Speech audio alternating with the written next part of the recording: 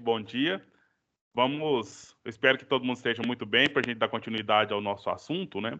Aquilo que nós combinamos na semana passada, então nós vamos concluir hoje, né? Eu acabei de atualizar, eu demorei esses minutinhos aqui porque eu estava atualizando a nossa página do blog, onde eu coloquei lá agora aquela produção que vocês fizeram na semana passada.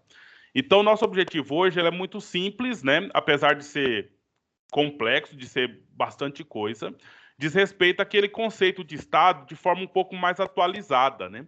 Porque nós temos lá, desde o do momento que nós começamos a estudar isso, já tem um tempo, né? Naquele contexto primitivo ali do conceito de Estado que foi desenvolvido por Hobbes, Locke e Rousseau, lá na Idade Moderna, nós temos vários avanços até chegar no Estado, ou na composição de Estado atual, certo? E um ponto que tem a ver com esse assunto aqui é o resultado das eleições dos Estados Unidos que nós estamos verificando esses dias, né? Eu espero, não sei, né, se todos vocês sabem que nos Estados Unidos está tendo eleição e hoje encerra a apuração dessas eleições, nós vamos ter um resultado.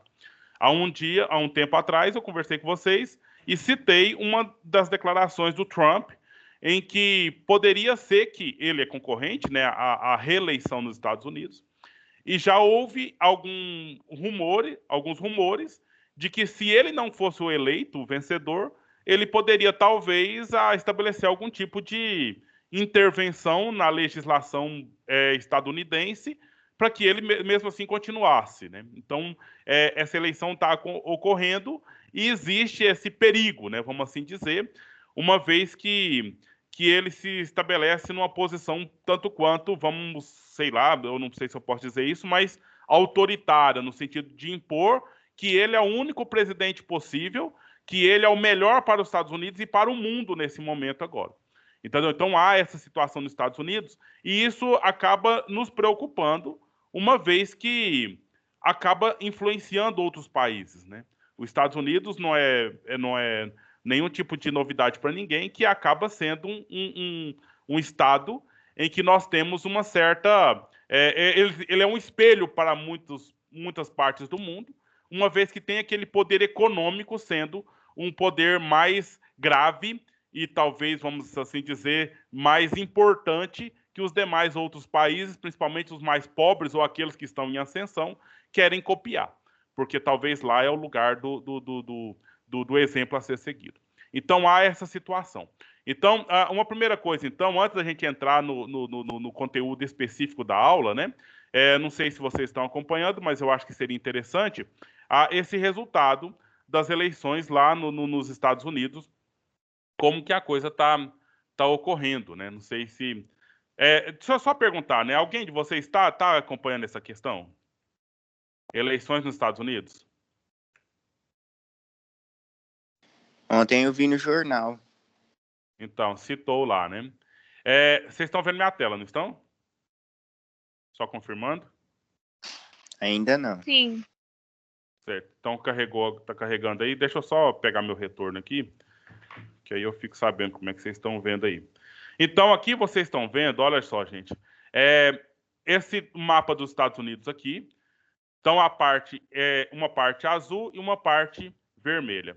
Esse azul e esse vermelho representam justamente os dois partidos principais dos Estados Unidos, né? Esses dois partidos seriam quase que a nossa direita e a nossa esquerda aqui no Brasil, entendeu? Deixa eu só acertar isso aqui para me encaminhar. Só que é quase, porque é bem diferente a gênese da esquerda e da direita. Quem está olhando no celular aí, se colocar na horizontal, fica um pouco melhor o zoom, tá? Por que eu estou falando para vocês que é parecido, mas bem diferente? É como que a direita e a esquerda mesmo. O azul representa os democratas, que seria a esquerda norte-americana, e o vermelho representa os republicanos, que seria a direita norte-americana. O Obama, o antigo presidente, era dos democratas, né? O anterior ao Obama, que era o George Bush II, ele era republicano, e agora o Trump é republicano e está aí no páreo. Vocês vejam aqui, ó, 238 votos para os democratas e 213 votos para os republicanos. Mas nesses estados aqui que está rosinha ou azulzinho claro, é porque ainda não terminou ainda a apuração dos votos, né? Mas aí já dá para entender que aqui tem uma liderança. O rosinha, liderança republicana, e o azulzinho, liderança democrata. Né? Então, se aparasse a eleição hoje, o Donald Trump perderia e o Biden ele seria, então, o eleito presidente. Mas ainda está sendo apurado, né? Ainda tem alguns votos para serem vistos aqui. Agora, o que representa? Aqui, olha, então quer dizer que só tem 238 mais 213 votos nos Estados Unidos? Na verdade, é quase que é. Nos Estados Unidos são 500 e... Deixa eu só confirmar o número, 538, se eu não me engano. 538 votos que vão determinar o presidente. Quem são esses 538? São os deputados federais e os senadores, entendeu? Então, à medida que a pessoa não vota para presidente lá nos Estados Unidos. O eleitor nos Estados Unidos não vota para presidente, vota para deputado e vota para senador. Só que quando o deputado ele se candidata, ele já declara, já é claro que ele sendo eleito, o presidente que ele escolhe é esse daquele grupo que ele já fez ali a sua coligação, a sua chapa. Dá para entender, gente? Só dizer isso ficou claro ou o professor está confuso? Então as pessoas não votam, não? Como assim? Não entendi muito bem. As pessoas não votam para presidente. As pessoas votam para deputado e para senador. Desculpa, cortou um pouquinho? Fala de novo. É que lá eles votam, tipo, eles meio que votam nas pessoas que vão votar para escolher o presidente, não é? Justamente. É o voto chamado indireto, né? Eles votam nos deputados e senadores, e esses deputados e senadores já estão, desde candidatos, vinculados a um dos presidentes candidatos. Entendeu? Então a pessoa vota no deputado, sabendo que votando nesse deputado, esse deputado escolhe aquele presidente ali. E aí tem muitos votos, né? Como vocês estão vendo aqui, olha, quando se olha aqui, por exemplo, aqui no estado de Montana, certo? O Donald Trump está ganhando lá. Olha quantos votos, 317 mil votos, né? E o Biden está lá com 231 mil votos, né? Mas, na verdade, lá apenas, olha, não sei se vocês conseguem enxergar aqui, olha, Montana, 3 votos eleitorais. Significa que lá tem apenas a eleição de 3 deputados, entendeu? E esses 3 deputados vão votar, no caso aqui, a maioria deles, por exemplo, 2 deles, aqui, os mais eleitos deles, vai votar ou vai escolher o Trump como presidente. Agora tem outros estados aqui que são bem mais colégios eleitorais. Aqui o Texas, por exemplo, olha lá. O Texas são 38 votos eleitorais. Então, do Texas vai sair ali 38 deputados ou senadores, entendeu? E entre esses 38 que podem ser votados, os que já estão sendo eleitos aí, ó, com 5 milhões e 800 mil votos, os outros aí, 5 milhões e 156 mil votos, eles vão escolher, no caso, a maioria deles estão até agora escolhendo o Trump como sendo o próximo presidente. Só no final de toda essa conta aqui, sabe, que a gente vai saber, de fato, quem vai ser o presidente, mas, por enquanto, né, com vários votos sendo já contabilizados, o Trump está perdendo, né?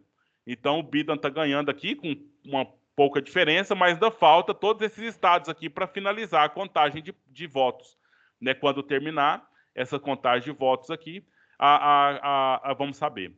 E aí, por que Montana só tem 3 e Texas tem 38 votos eleitorais? Porque Texas é muito mais populoso que Montana. E aí é proporcional ao número de pessoas dentro do estado. Certo? Então, isso aqui, gente, por que agora só dentro do... Isso aqui é uma explicação muito rápida, né? Dentro daquilo que a gente está vendo acontecer. Mas por que lá nos Estados Unidos tem direita, aqui, vermelho, tem esquerda, aqui no azul, mas não tem nada a ver com a direita e a esquerda brasileira? Aí eu explico. Porque a direita e a esquerda brasileira nasceram, né, dentro de um contexto assim de democracia e não democracia, como lá nos Estados Unidos, né? Então, são aqueles partidos que lá no início foram mais ligados à monarquia, então seriam aqueles ditos conservadores, e aqueles ligados ao liberal, ao Estado liberal, aqueles que não querem monarquia. Beleza, não temos mais monarquia, né, tanto nos Estados Unidos quanto no Brasil.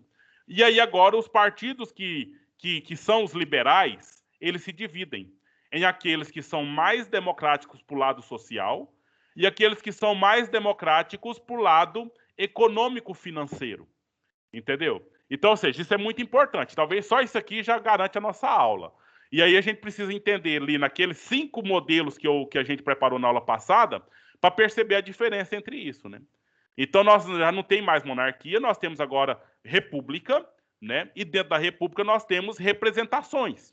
Nós temos grupos que querem ser representados. Quem são esses grupos? De um lado, aqueles que têm economia, o lado do empresário, o lado do fazendeiro, o lado daquele que tem os meios de produção. E, de outro lado, nós temos aqueles que são, vamos assim dizer, os trabalhadores. Aqueles que são funcionários dos que têm os meios de produção.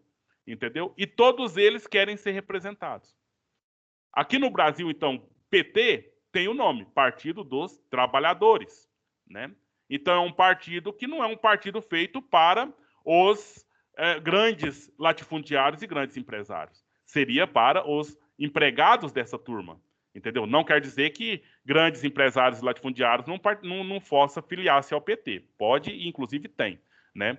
E também outros partidos, como, por exemplo, o PSDB, o antigo PFL, que hoje é Democratas, e outros aí que são bem estritamente capitalistas no sentido de representarem os donos das empresas, representar os latifundiários, não quer dizer também que nesses partidos não tenha trabalhadores filiados ou partidários desse partido, certo? Mas a filosofia de cada um deles é que, de um lado, o lado da esquerda, nós temos os trabalhadores que precisam de políticas sociais, políticas em que o Estado precisa garantir condições melhores de vida para essas pessoas.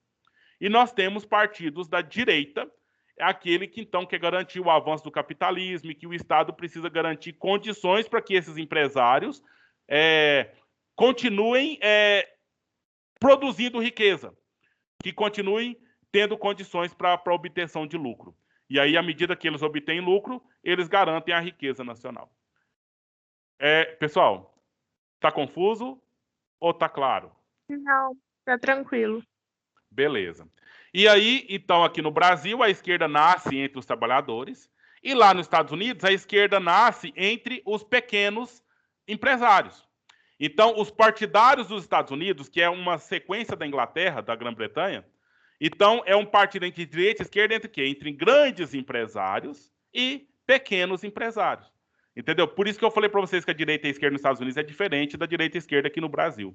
Enquanto que o Brasil tem essa pegada meio dos trabalhadores, né, dos pobres, assim dizendo, nos Estados Unidos é uma representação entre ricos e ricos, né? Só que uns muito ricos e outros um pouco menos ricos, né? Então, por isso que a coisa é feita dessa forma lá. Mas os pobres, normalmente nos Estados Unidos, eles votam com os democratas, né, com a esquerda, como o Obama, que foi o antigo presidente. E os mais ricos votam junto com os republicanos, né? E todos eles têm basicamente os mesmos ideais de democracia, mesmos ideais da propriedade privada, mesmos ideais da busca pelo lucro, entendeu? É muito parecido nessa situação aí, ali, ok? As instituições públicas nos Estados Unidos são muito menos do que aqui no Brasil, né? Aqui, por exemplo, só no estado de Goiás, nós temos Universidade Federal, nós temos 4, né? Nós temos 4 unidades da Universidade Federal, na cidade de Goiás, Goiânia, Jataí e Catalão, né, da Universidade Federal. Aí, se for olhar institutos federais, nós temos um monte. Agora, você vai nos Estados Unidos, você vai em cada estado lá, se tiver uma universidade federal em cada, você tem demais, entendeu? Porque lá o privatismo, né, as privatizações são muito mais evidentes do que por aqui, entendeu? E lá tem faculdade demais, faculdade dos crentes, faculdade dos católicos, faculdade do privada sem nenhum vínculo religioso e vários outros nesse sentido. E as pessoas, o que elas fazem? financiamentos e planos, né, de poupança para pagar a mensalidade para os filhos estudarem. Ao passo que aqui no... Sim. Até a faculdade pública lá tem que pagar, não é? Sim, tem as contrapartidas, né, justamente. É claro que tem várias regras e várias situações em cada estado com leis específicas, entendeu? Mas acontece a situação das mesmas universidades públicas, elas têm ali as formas de ganhar dinheiro que não é só do estado. Elas têm que se virar. E aí, como é que elas se viram? Pelo esporte, pela publicidade, pela arte, pela cultura, e que os próprios alunos produzem. E aí os alunos mais talentosos e mais capacitados, eles entram e ganham as bolsas, né? Para financiar a própria faculdade. Financiar os estudos dele e fazendo com que a faculdade ganhe dinheiro para se estabelecer. É por aí que funciona. Então, gente, isso que é lá nos Estados Unidos da forma que é também o desenvolvimento daquilo que nós temos para estudar hoje, né? Vamos olhar aqui no blog aquilo que vocês produziram na aula passada. Então, na aula passada, a gente dividiu vocês em 5 grupos, né? O grupo A, infelizmente, eu não consegui gravar, e aí eu descobri uma coisa do Teams, né? Eu posso fazer até 4 reuniões ao mesmo tempo com o meu login, entendeu? Aí, com isso, fazendo as 4, o que nós gravamos? O grupo B, o grupo C, o D e o E. E aí nós não gravamos a aula principal, né? E não gravamos o grupo A, porque aí abria um, fechava o anterior, entendeu? Então, na próxima vez que formos fazer trabalho de grupo, a gente pode dividir a turma só em 3 grupos no máximo, para ficar a aula principal sendo gravada e cada grupo também sendo gravado. E também eu espero que na próxima vez que nós fizermos trabalho de grupo, a maioria de vocês participem um pouco mais ativamente. Se vocês olharem essa gravação aqui, a gente vai ver participação muito mínima, né? E aí acaba que não atinge os objetivos de um trabalho de grupo. Você vai ver aqui nessa mesma aula, então essa aula de hoje é a retomada da anterior. Aqui está o texto base do grupo A. Esse texto fala sobre as bases do Estado, né, e o pensamento liberal. O grupo B vai falar do liberalismo econômico vinculado ao Estado. O grupo C falou sobre o estado de bem-estar social, né? O grupo D, social-democracia. Especificamente, a gente pediu para eles falarem sobre o socialismo. O grupo E falou sobre o neoliberalismo, que nem estaria no nosso currículo agora, mas a gente já inclui para encerrar essa ideia, porque é o atual que nós estamos vivenciando, né? E aqui a atividade que vocês fizeram, certo? Já está carregando aí, eu acho que está um pouco lenta a internet aí. A atividade que vocês fizeram. E aí eu quero começar, né, com vocês se manifestando, por favor, e a gente vai tentar esclarecer algum ponto aqui, né? Então, o que quer dizer, o que significa dizer que o Estado tem bases de pensamento liberal, né? Eu vou abrir aqui um pouco mais, não sei se vai ficar claro para vocês enxergarem um pouco melhor aí. Vou abrir um pouquinho. Não, aqui não dá certo assim. Aqui dá um pouco... Ixi, não. Deixar no 100%. Alguém aí do grupo... do grupo A. Eu percebi aqui que o Wellington assinou, a Bruna assinou, aqui o post dela, né? Aí essa terceira pessoa da primeira coluna não assinou. A Andressa... eu queria que alguém, o Matheus Gomes assinou aqui, o Diogo assinou, né? Eu queria que alguém de vocês, ou todos vocês que sejam, comentassem o que escreveu aqui. E aí eu gostaria de acrescentar, né, alguma coisa, se precisar. Quem vai se inscrever para falar?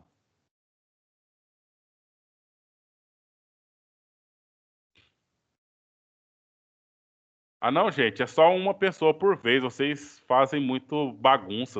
Todo mundo quer falar, aí vira uma bagunça, ninguém entende.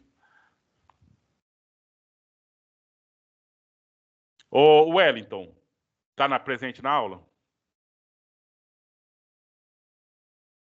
Estou aqui. Você poderia comentar para a gente o que você colocou aqui nessa questão do pensamento liberal? Sim, que o pensamento liberal, o Estado tem funções e poderes limitados, devendo conservar os direitos naturais do homem.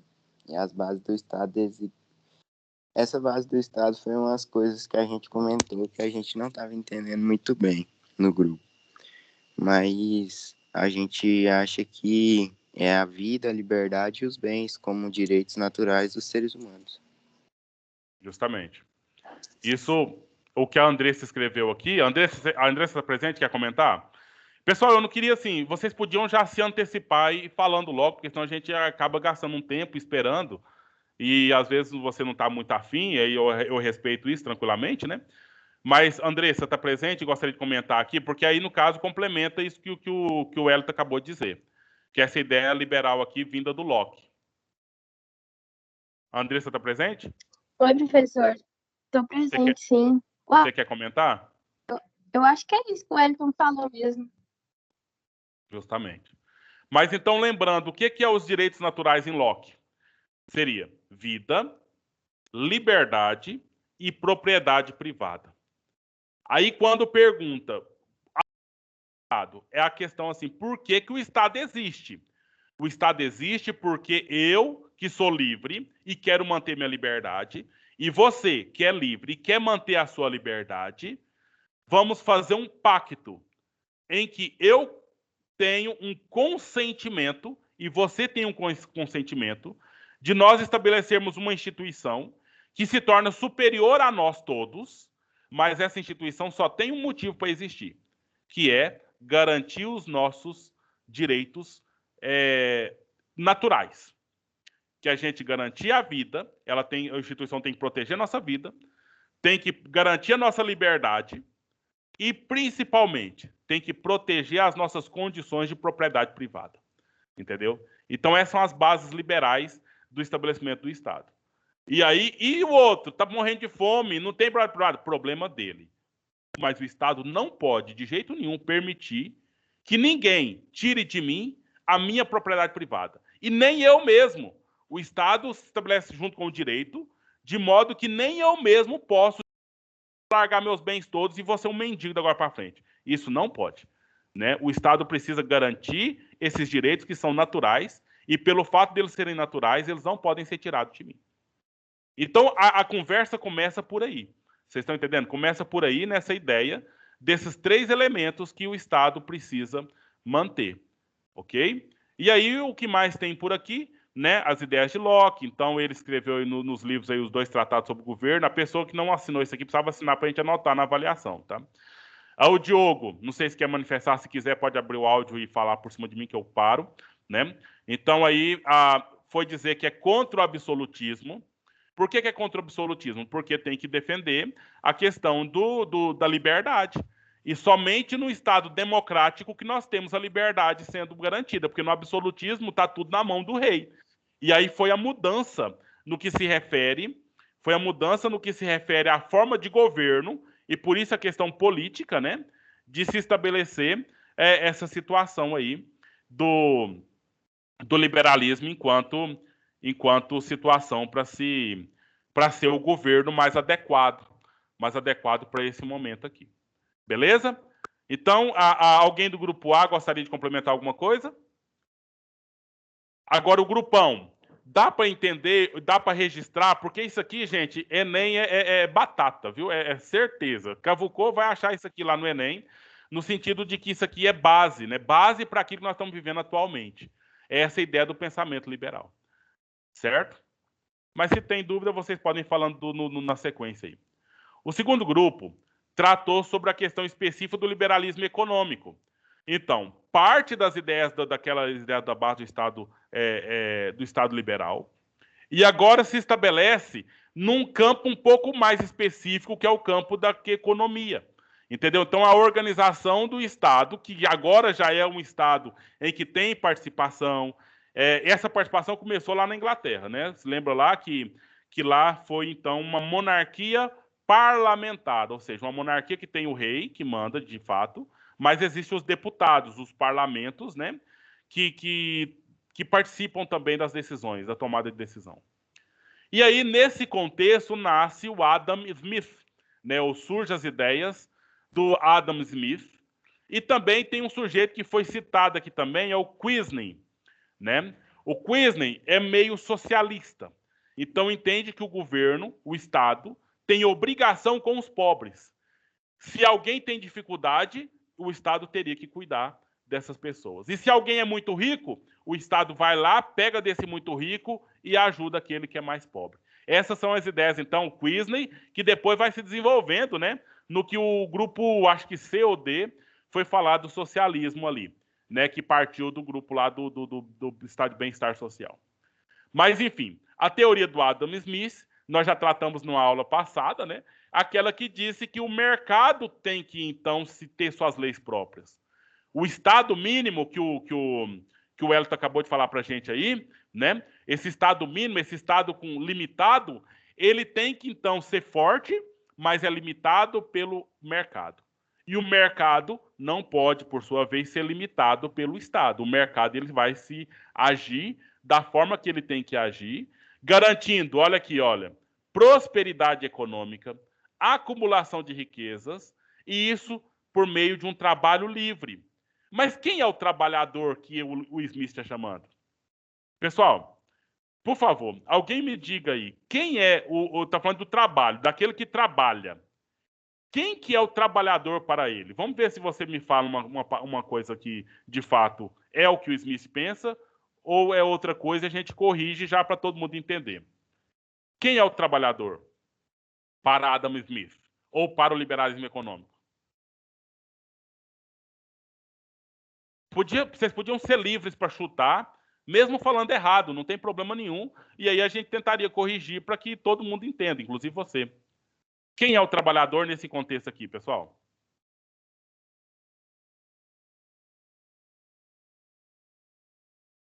Os pobres. Os pobres, né?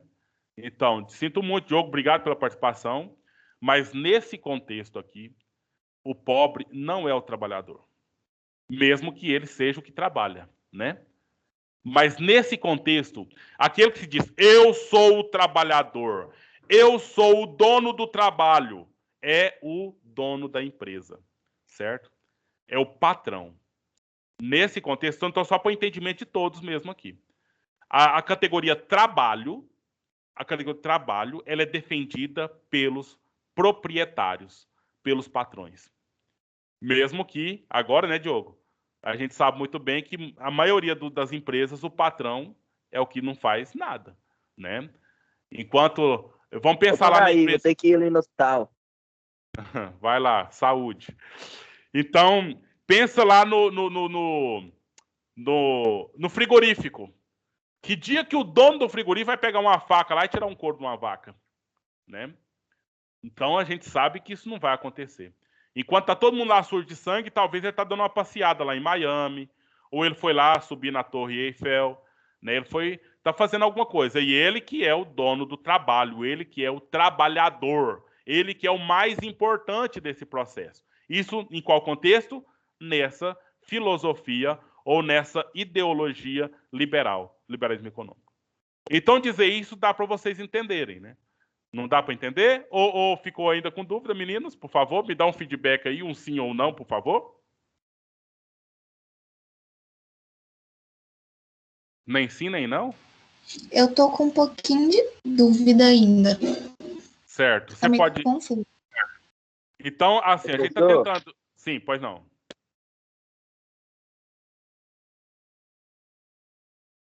Ok, pode dizer? Quem me chamou professor? Professor, Pode falar. eu vou levar minha mãe. Vai lá. Então, pessoal, Bruna que se manifestou e quem por acaso tiver também com essa questão, né? Nós estamos tentando entender aqui as bases, né, desse pensamento liberal.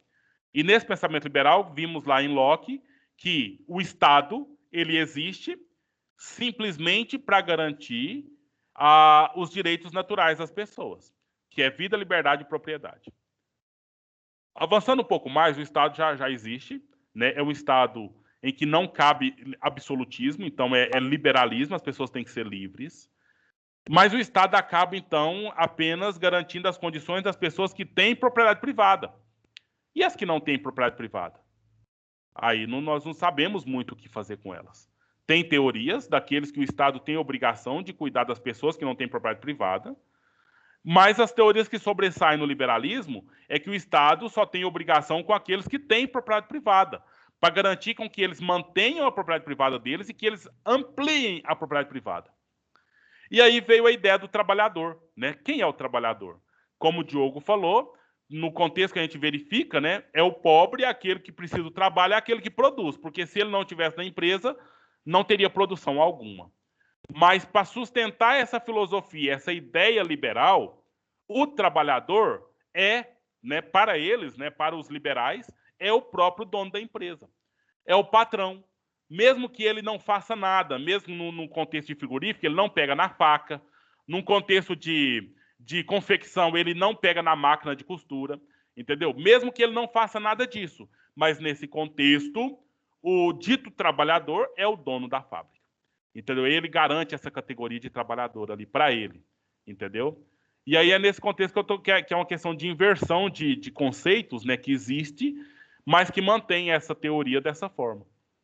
Aí eu queria saber, Bruna, você que foi a que manifestou, outra pessoa também, esclarecer um pouco melhor ou ainda está confuso? Porque aqui a gente está juntando teoria de um monte de lugar e de um monte de tempos que a gente estudou, né? Para a gente tentar, assim, só sintetizar agora em vias de final de ano já, né?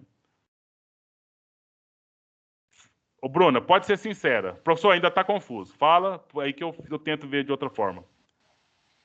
Não, pra mim tá mais claro agora. Ficou mais de boa. Certo. E aí a gente... 50%. 50%? Tá bom. Melhorou bastante. 70 ali. Tá bom. Então, vamos avançar. Vamos avançar que, quem sabe, um vai esclarecendo o outro, porque acaba que a gente vai retomando, né? Aí, se lá no final ainda tiver ruim, depois a gente vê outra forma de corrigir essa situação aí. Então, nós vimos até aqui as bases, que é a questão do liberal aí, que significa não absolutismo, ou seja, então, república, por exemplo, vida, liberdade e propriedade sendo garantidos pelas pessoas, para as pessoas. E o Estado tem essa obrigação e essa função.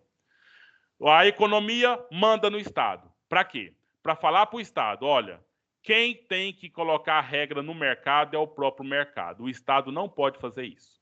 E o mercado vai garantir prosperidade econômica, vai garantir a acumulação de riquezas, certo? E quem vai fazer isso é o trabalhador. E quem é o trabalhador? É o dono da empresa, certo? É o dono da empresa. E aí, não pode ter nenhum agente regulador e não pode ter nenhum interventor. Ou seja, o Estado não tem que se meter com o mercado. O Estado tem que apenas proteger o mercado conforme as leis que o mercado estabelece. Se o mercado quer colocar preço alto, o mercado vai colocar preço alto, o Estado não vai mexer com isso. Se o mercado quer fazer uma nova forma de emprego, uma nova forma de contrato, o mercado vai fazer, o Estado não tem nada a ver com isso. E aí, aquilo que nós até brincamos numa aula passada, né? Não se preocupe, existe uma mão invisível do mercado, e essa mão invisível do mercado, ela estabelece a justiça. Ela estabelece. Então, não se preocupe, deixe que o mercado ele faz o que quer. Aí lembra dos exemplos lá? Então, o arroz está custando R$25, beleza, que seja R$25. Se o Estado quiser passar ele para R$40, se o mercado quiser, o mercado vai passar e o Estado não vai fazer nada demais com isso aí. Agora, beleza. Crise estava tendo, né? Muita situação de pessoas morrendo de fome, né? E aí, essas crises que chegaram, como é que nós vamos resolver o problema das pessoas com fome? Vamos acabar com o capitalismo? Não, o capitalismo ele é muito inteligente para ele se reordenar. Então, nós estamos falando aqui da crise de 1929, a quebra da Bolsa de Valores lá nos Estados Unidos, e que estendeu essa crise para o mundo inteiro, capitalista naquele momento lá.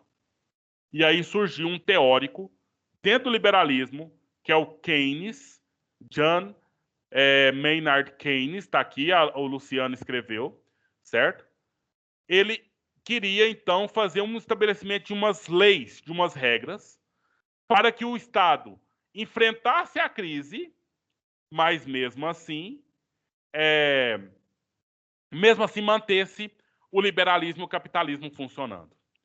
E aí ele estabeleceu um programa, um momento chamado Welfare State, que significa Estado de Bem-Estar Social. De que forma? Agora, então, o Estado, que na teoria do Adam Smith anterior, o Estado tinha que se afastar e deixar o mercado trabalhar, agora teve uma inversão. O Estado tem que ficar grande. O Estado tem que ficar forte para ele controlar esse problema que o capitalismo está enfrentando. E como é que ele fez isso? Colocando algumas leis. Regulamentando o valor do salário, não deixando o salário aumentar. Regulamentando o valor dos preços dos produtos, né? E estabelecendo algumas normas para que o governo, o Estado, acabe auxiliando as pessoas a enfrentar essa crise. É mais ou menos isso só. Eu acho que não tem muita coisa para me falar em cima disso aqui. Vamos ver o que Eduardo Leão escreveu. Instalação do capitalismo e essas consequências sociais que existiram aí e econômicas geradas deu necessidade que o Estado fizesse o quê? Uma interferência na economia. Para quê? Para estabelecer uma condição melhor social. Resolver as mazelas criadas. E aí estabeleceu esse estado de bem-estar social. Entendeu, gente? É a mesma teoria, é o mesmo liberalismo. Só que aqui no Adam Smith, o estado mínimo, agora aqui no estado de bem-estar social, o estado máximo. Mas para quê? Para garantir o estabelecimento do capitalismo. Era isso, eu queria que vocês manifestassem. A favor ou contra, no sentido do entendimento.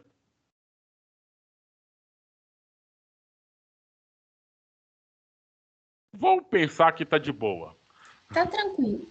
Tá indo, né? Vamos ver quando chegar alguma prova disso, né? Agora, o que acontece? Essa ideia de que o Estado deveria, no welfare state, no estado de bem-estar social, que o Estado deveria controlar o mercado para resolver o problema do capitalismo, deu ideia para uma turma falar assim: ah, beleza, agora vamos criar o socialismo. Vamos assumir o socialismo porque o capitalismo não presta, vamos deixar o capitalismo para lá, né? Porque agora nós vamos, então, resolver o problema social. E aí tem aqui o produto aqui do Iago, da Emanuele, da Júlia, da Daniele Santos, e uma pessoa aqui que não assinou, certo? Então aqui veio a ideia da democracia social. Então foi a deixa do socialismo se estabelecer contra o capitalismo, né? Por quê? Porque pegou uma teoria que é do capitalismo, que o Keynes é economista, é do capitalismo. Pegou a teoria dele de que o Estado poderia resolver o problema do pobre, então beleza, agora nós vamos criar uma teoria aqui que vai resolver o problema, porque não vai ter gente desempregado. Por quê? Porque a propriedade não é mais do privada, a propriedade agora vai ter que ser do Estado, do governo, entendeu? Então o governo vai lá, pegar o que é do rico e distribuir para o pobre. Seria mais ou menos assim, em linhas gerais, muito resumido, né? E aí eu só queria que vocês, se ainda está pensando que socialismo tem a ver com Marx, que o Marx criou, então vamos tirar essa ideia da cabeça, porque as ideias dele foram então reinterpretadas e criou o socialismo. Mas, por exemplo, aqui no socialismo, dessa ideia aqui do da democracia social, então mantém o Estado como proprietário. E se for perguntar para o Karl Marx, o que tem que fazer com o Estado? O Marx fala, tem que destruir o Estado. O Estado ele é a instituição que faz com que os ricos sejam ricos e os pobres sejam mais pobres. Então, ou seja, isso aqui não é de Marx. A teoria foi pegada de Marx, mas foi utilizada de forma errada, diferente daquela que o Marx defenderia. Entendeu? Então, mas o que os meninos escreveram, né, a Júlia, por exemplo, é um modelo econômico-político que ganhou transparência após o modelo de Keynes, né? Porque a social-democracia se opõe ao modelo liberal da economia. E aí preza pelos serviços básicos, e esses serviços básicos que têm que ser feitos pelo Estado têm que ser gratuitos ao povo, entendeu? Pois assim o país ganhará desenvolvimento. O desenvolvimento, então, não é eu fazer faculdades particulares para que alguns empresários ganhem dinheiro e arrumem emprego. Não, é fazer faculdade pública de graça para que vocês estudem, sejam muito bem formados, e daqui a pouco vocês começam aí a inventar cura para o câncer, inventar cura para o HIV, né? Cura para as coisas todas. Entendeu? Então a ideia seria mais ou menos o contrário nesse sentido aí. Beleza. Socialismo. Agora veio um sistema, umas ideias que é para acabar com isso. essa ideia de intervencionismo do Estado, essa ideia de socialismo, isso é uma facada no coração do capitalismo e não pode acontecer. O capitalismo precisa se manter e arrumar formas para ele ficar se mantendo. E aí começou lá em 1970, no Chile, certo? No Chile, a Margaret Thatcher, que era premier na Grã-Bretanha, se estabeleceu ali um modelo de economia chamado neoliberalismo. Então, lá foi um país pobre, que era o Chile, foi, então, o laboratório para o neoliberalismo, e nós temos a escola chilena, né, que se desenvolve lá nos Estados Unidos também, com base no que foi descoberto ali no Chile, como essa forma de governo, etc. Numa época que estava tendo a crise do petróleo, então, mais uma balançada no capitalismo, e aí teve o desenvolvimento de uma escola chilena de neoliberalismo, que o Paulo Guedes, nosso ministro da Economia, ele estudou lá nos Estados Unidos, né, com essas bases. E aí nós temos, então, depois desse experimento lá no Chile, nós temos aqui nos Estados Unidos e na Grã-Bretanha, em 1980 e tantos, né, estabelecer as políticas neoliberais, que é simplesmente contra o socialismo e contra o bem-estar social, defendendo o Estado mínimo, defendendo privatizações das empresas, né? Recuperando aquelas ideias do Adam Smith, deixando o mercado tomar conta, né? E aí nós temos outras frentes, tipo igrejas, escolas e outras coisas mais para garantir isso aí. Gente, eu sei, muito assunto, pouco tempo, mas releia os textos que está aqui no blog na aula de hoje. Veja essa produção que vocês fizeram aí. E é isso. Eu acho que agora é estudar mais. Só finalizando, então, hoje vocês têm o primeiro aulão de Ciências Humanas, 19 horas, né? Se alguém tem dúvida com o link, nós vamos postar daqui a pouco de novo.